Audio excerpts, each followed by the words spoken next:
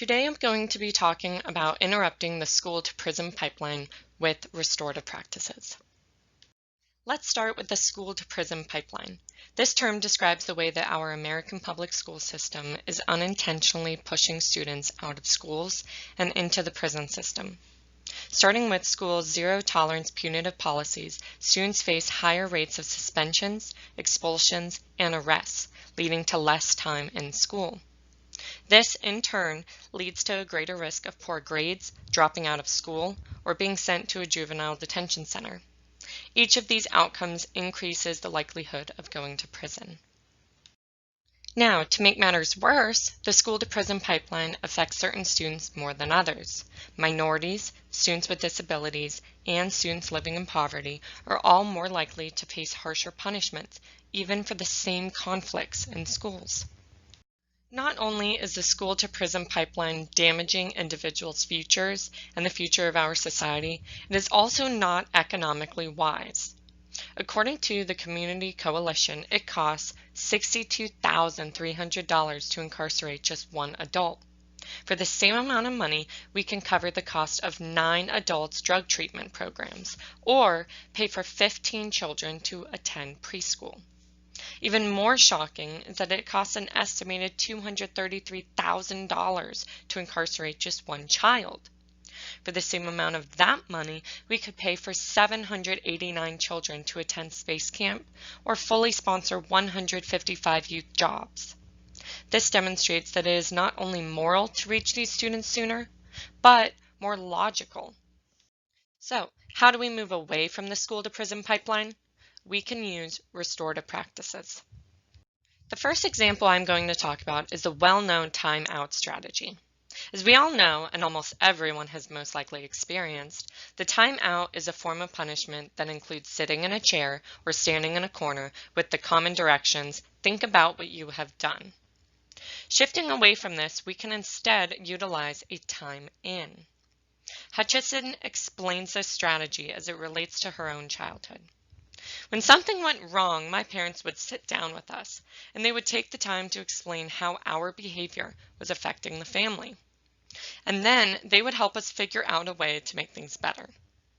Imagine the way this one change from a time out to a time in could help teach our youth about how their behavior affects others. The next example involves older students. The Scott Foundation paints a picture of 2 schools.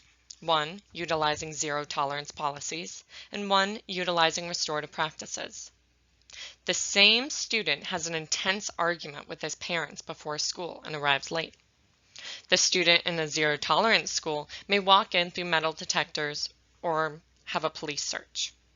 When the student is late to class, he may be scolded in front of his peers, and when he talks back, is quickly given detention. He gets into an altercation with a peer in which the school police officer arrests both students. Finally, due to this altercation, the student will miss school because he is placed in a juvenile detention center, has a record, and could face suspension. Now let's look at the same school arrival, being late, and altercation scenarios from within a restorative school. The same student would be welcomed by teachers and administrators when he arrived. When he is late to class, his teacher would wait until after class to talk to him and would set up a meeting with the school counselor. Peer mediators and support staff would intervene in the altercation, and the peers would encourage the students to sit down together and de-escalate the situation. Finally, the 2 students would help clean up the cafeteria, and the student would meet with the counselor and parents after school to resolve the conflict that happened that morning at home. Imagine how different this day has affected the student. One scenario ended with the child in a juvenile detention center with an arrest record and a school suspension. The other scenario ended with the student practicing restoring relationships with both his peer and the school community and with his parents. This one day could have powerful impacts on the student's life. Punitive and restorative approaches have different views and ask different questions. A punitive approach asks what law or rule was broken, who broke it, and what is the punishment. Alternatively, a restorative approach asks what happened, who was affected, What were you thinking and feeling? How can it be made right? And what do you need to move forward? This moves the focus from the punishment to restoring the relationships and becoming aware of how our behavior can affect others. Knapp explains that instead of being told an immediate punishment, the students would have to face the situation directly, co-create a solution with the parties involved, and then have to repair the damage to the relationship, the trust, and the damaged items, if applicable. The National Association of Community and Restorative Justice explains that the forms of justice should be safe, just, equitable, sustainable, reparative, and socially constructive. Restorative practices address crime, conflict, incivility, injustice, and all forms of harm. These practices transform individuals, relationships, communities, and entire systems. Finally, the strategies include prevention, repair, and deep healing.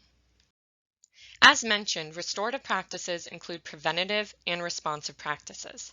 The preventative practices include celebrating and understanding identity, having a safe and predictive classroom environment, and building community through community circles and relationship building, and teaching social emotional learning skills and values. The responsive practices include using effective or I statements, problem-solving circles or peer counseling, or having formal conferences. Moving into this school year, I encourage all of us to support students' identities, utilize trauma-informed classroom practices, strengthen the community, and teach important social and emotional communication skills. We should be using effective language, form circles, and use formal conferences. Let's pause for a moment on restorative practices and remember why these are so important. Let's think about the things that our students may be bringing into our schools and into our classrooms. Adverse childhood experiences can affect students' physical, social, emotional, and cognitive well-being. These experiences include physical, emotional, and sexual abuse, physical and emotional neglect, and household dysfunction situations such as parental divorce, household mental illness, violent treatment toward the mother, incarceration of a relative, and household substance abuse. Our students may have one or more of these ACEs. In fact, 64% of adults have had at least one ACE. And if someone had one, there is an 87% chance that the person had two or more. So now that we acknowledge what our students are carrying with them into these schools, let's examine our goals in education. The West Virginia Department of Education's Policy 4373 explains, our nation's founders envisioned the American education school system as an institutional structure that would prepare each generation to be active, principled citizens. Schools must consistently and persistently work to improve student knowledge, skills, and dispositions that convey our nation's democratic principles and values, such as caring, fairness, honesty, responsibility, and social justice. Okay, easy enough, right? Well, if our goal is to develop students into active, respectful, and responsible citizens, how do you think we are doing in reaching this goal? Not just within this school, but in this nation. Thinking back to the school-to-prison pipeline and our punitive policies that discourage a sense of belonging and community, we need a major shift in our approach to foster these types of citizens. As we all know, all students, regardless of race, religion, national origin, language, gender, disability, marital status, parenthood, or pregnancy, have the right to an equal education opportunity. Of course, all students deserve this, right? Well, why are minorities, students with disabilities, and students from low socioeconomic backgrounds being disproportionately affected by punitive policies and being incarcerated before reaching adulthood at alarming rates? I invite all of us to ponder on this. All students have the right to an equal education opportunity. So let's look at these policies for a minute. These are the levels of infractions and consequences provided by the West Virginia Department of Education. For a Level 1 infraction, such as cheating, disrespectful conduct, or skipping class, a student's consequence may involve loss of privileges, exclusion from the classroom, in-school or out-of-school suspension, conferences, or behavioral contracts. Moving to the Level 2, which includes gang-related activity, fighting without injury, or profane language, the consequences include any of the Level 1, longer out-of-school suspension, alternative education programs, or expulsion. Level 3 infractions include battery, vandalism, gambling, hazing, or bullying, can lead to expulsion, notifying Health and Human Resources, 10 days of out-of-school suspension. Finally, Level 4 infractions such as a felony, illegal substance use, or possession or use of a dangerous weapon automatically leads to the Board of Education and law enforcement involvement. Looking at these consequences, which mainly involve loss of privileges and exclusion from either the class or the school altogether, do you think these practices support teaching our students how to behave in ways that are both appropriate for school and society? NAP claims we need a system that teaches children these social emotional skills systematically and comprehensively. We need a system that stops punishing kids in crisis.